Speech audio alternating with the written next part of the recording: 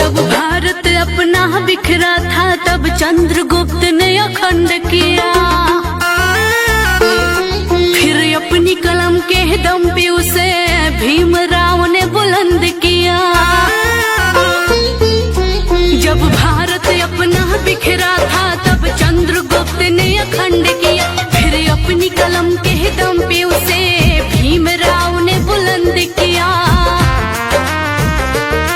उस देश के कुर्सी पे अब तो ऐसा ठग है बैठा, उस देश के कुर्सी पे अब तो ऐसा ठग है बैठा, जो देश को ऐसे बेच रहा कि नाम पड़ा विक्रेता।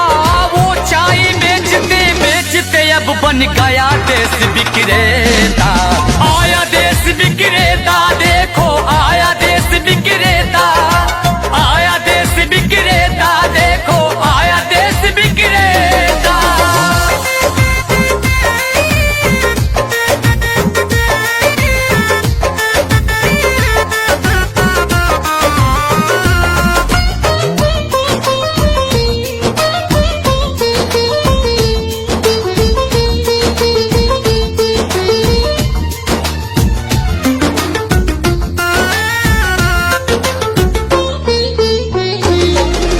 काला धन लाऊंगा कह के भारत का कोष भी साफ किया, श्रमिकों को भूखे मार रहा, धनिकों का कर्ज भी माफ किया। काला धन लाऊंगा कह के भारत का कोष भी साफ किया, श्रमिकों को भूखे मार रहा, धनिकों का कर्ज भी माफ किया, धनिकों का कर्ज भी माफ किया, धनिकों का कर्ज भी माफ किया।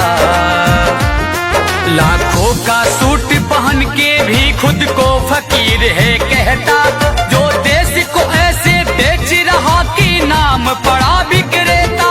वो चाय बेचते बेचते अब बन गया देश विक्रेता।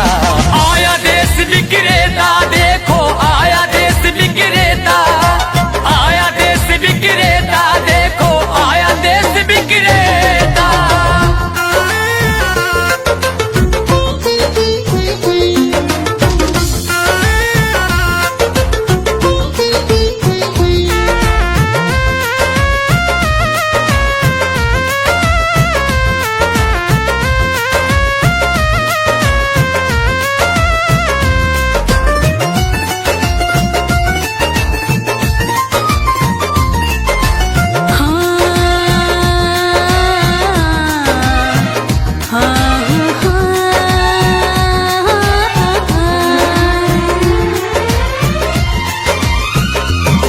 मीडिया तो उसके जूते का कैसा है स्वाद बताती है, जब जब चुनाव हो तब उसको माँ की याद आती है। मीडिया तो उसके जूते का कैसा है स्वाद बताती है, जब जब चुनाव हो तब उसको माँ की याद आती है, माँ की याद आती है, माँ की याद आती है। किसी का संग दिल पति है तो वो किसी का मतलबी बेटा, जो देश को ऐसे बेच रहा कि नाम पड़ा विक्रेता। वो चाय बेचते बेचते अब बन गया देश विक्रेता।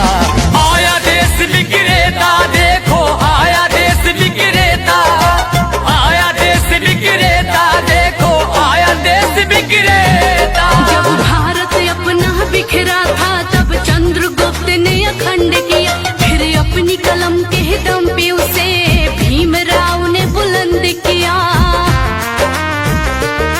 उस देश के कुर्सी पे अब तो ऐसा ठग है बैठा, उस देश के कुर्सी पे अब तो ऐसा ठग है बैठा, जो देश को ऐसे बेच रहा कि नाम पड़ा विक्रेता। वो चाय बेचते बेचते अब बन गया देश विक्रेता। आया देश विक्रेता, देखो आया देश विक्रेता।